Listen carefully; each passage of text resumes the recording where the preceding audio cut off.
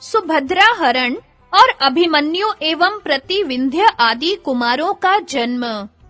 वैशंपायन जी कहते हैं, राजन, एक बार वृष्णि, भोज और अंधक वंशों के यादवों ने रैवतक पर्वत पर बहुत बड़ा उत्सव मनाया।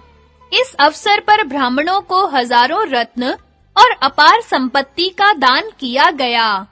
यदुवंशी बालक सज-धज कर टहल रहे थे।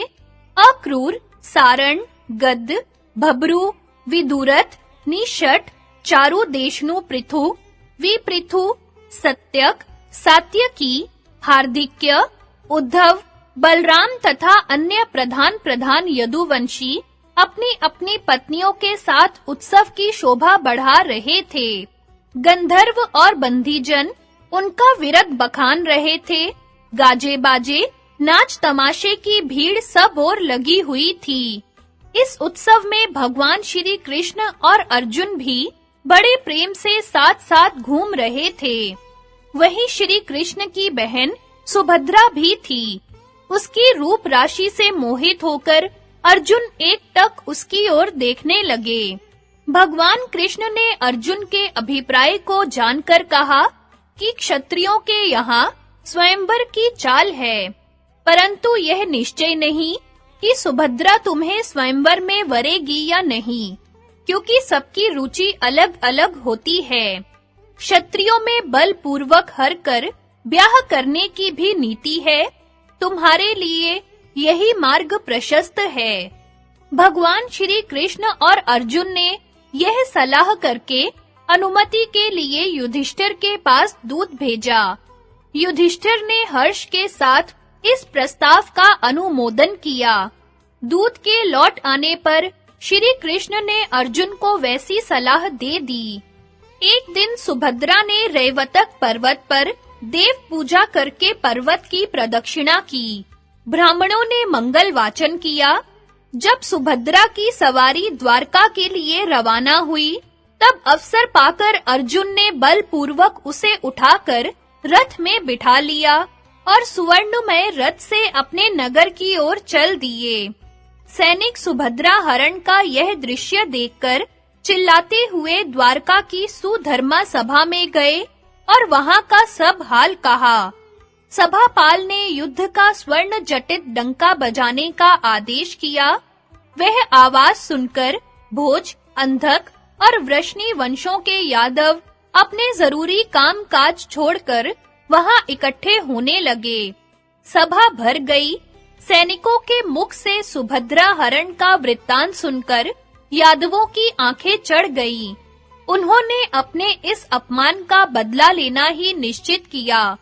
कोई रथ जोतने लगा, कोई कवच बांधने लगा, कोई ताव के मारे खुद घोड़ा जोतने लगा। युद्ध की सामग्री इकट्ठा होने लगी। बलराम जी ने कहा, यदुवंशियों, श्री कृष्ण की बात सुने बिना तुम लोग ऐसी नासमझी क्यों कर रहे हो? इस झूठ-मूठ के गरजने का अभिप्राय क्या है? इसके बाद उन्होंने श्री कृष्ण से कहा, जनार्दन, तुम्हारी इस चुप्पी का क्या अभिप्राय है? तुम्हारा मित्र समझकर अर्जुन का इतना सत्कार किया गया और उसने जिस पत्तल में खाया उसी में छेद किया। वह उत्तम वंश का होनहार युवक है। उसके साथ संबंध करने में भी कोई आपत्ति नहीं है। फिर भी उसने यह साहस करके हमें अपमानित और अनादरित किया है। उसका यह कार्य हमारे माथे पर पैर रखने के बराबर है। मैं यह नहीं सह सकता। मैं अकेला ही समस्त कुरुवंशियों के लिए काफी हूँ। मैं अर्जुन की डिठाई क्षमा नहीं कर सकता। बलराम जी की वीरोचित बात का सब यदुवंशियों ने अनुमोदन किया। सबके अंत में भगवान श्री कृष्ण ने कहा, अर्जुन ने हमारे वंश का अपमान नहीं, सम्मान किया है। उन्होंने हमारे वंश की महत्ता समझकर ही हमारी बहन का हरण किया है, क्योंकि उन्हें स्वयंवर के द्वारा उसके मिलने में संदेह था। उनका काम क्षत्रिय धर्म के अनुरूप हुआ है और हमारे योग्य है। सुभद्रा और अर्जुन की जोड़ी बहुत ही सुंदर होगी। महात्मा भरत के वंशधर और कुंती भोज के दोहित्र को कन्या देकर नाता जोड़ना भला किसे नापसंद हो सकता है। अर्जुन को जीतना भी भगवान शंकर के अतिरिक्त और किसी के लिए दुष्कर है। इस समय उस फुर्तीले जवान योद्धा के पास मेरे रथ और घोड़े हैं। मैं समझता हूँ कि इस समय लड़ाई का उद्योग न करके अर्जुन के पास जाकर मित्र भाव से कन्या सौंप देना ही उत्तम है। कहीं अर्जुन ने अकेले ही तुम लोगों को जीत लिया और कन्या को हस्तिनापुर ले गया तो यदु वंश की बड़ी बदनामी होगी।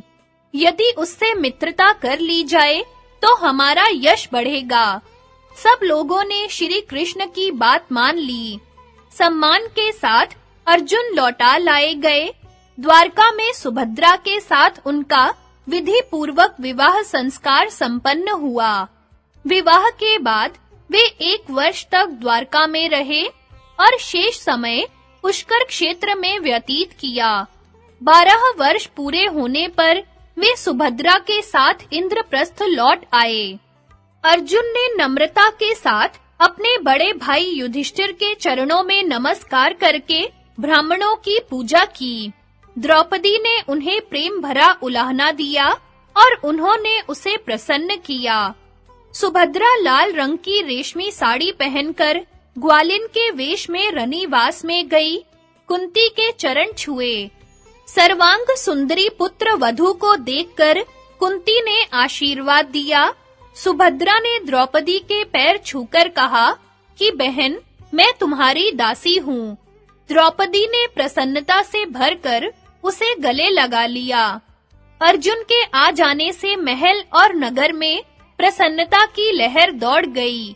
जब द्वारका में यह समाचार पहुंचा कि अर्जुन इंद्रप्रस्थ पहुंच गए हैं, तब भगवान श्री कृष्ण, बलराम, बहुत से श्रेष्ठ यदुवंशी, उनके पुत्र पौत्र तथा बहुत सी सेना भी इंद्रप्रस्थ के लिए रवाना हुई। उनके शुभागमन का समाचार सुनकर युधिष्ठिर ने नकुल और सहदेव को अगवानी करने के लिए भेजा।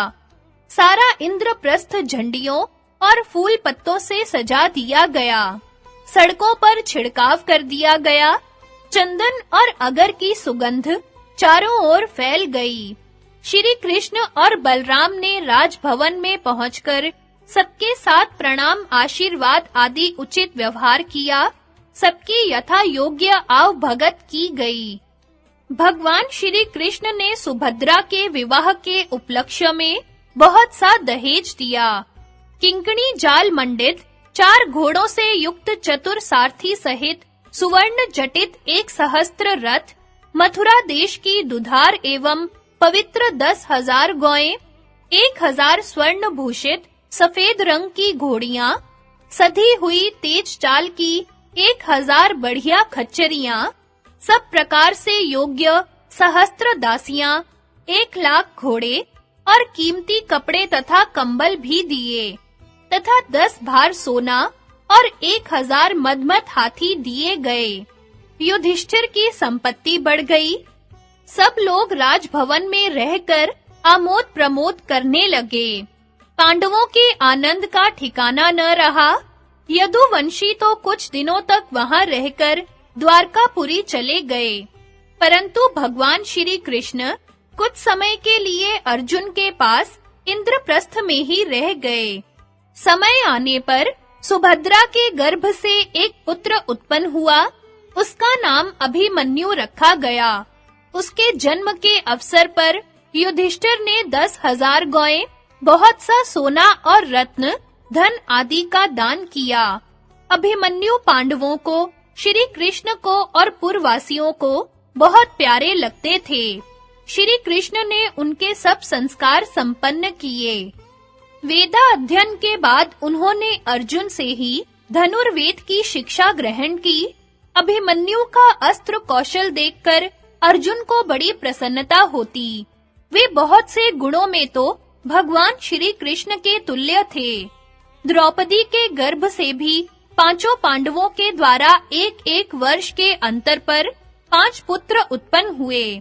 ब्राह्मणों ने युधिष्ठिर से कहा, महाराज, आपका पुत्र शत्रुओं का प्रहार सहन करने में विंध्याचल के समान होगा, इसलिए उसका नाम प्रतिविंध्य होगा। भीमसेन ने 1 सहस्त्र सोम याग करके पुत्र उत्पन्न किया है, इसलिए उनके पुत्र का नाम सुतसोम होगा। अर्जुन ने बहुत से प्रसिद्ध कर्म करने के अनंतर लौटकर पुत्र उत्पन्न किया है, इसलिए इस बालक का नाम होगा श्रुतकर्मा। कुरु वंश में पहले शतानिक नाम के एक बड़े प्रतापी राजा हो गए हैं। नकुल अपने पुत्र का नाम उन्हीं के नाम पर रखना चाहते हैं, इसलिए इस पुत्र का नाम शतानिक होगा। सहदेव का पुत्र कृत्तिका नक्षत्र में उत्पन्न हुआ है, इसलिए उसका नाम श्रुतसेन होगा। धौम्य ने इन बालकों के संस्कार विधि पूर्वक कराए। बालकों ने वेद पाठ समाप्त करके अर्जुन से दिव्य और मानुष युद्ध की अस्त्र शिक्षा प्राप्त की। इन सब बातों से पांडवों को बड़ी प्रसन्नता हुई।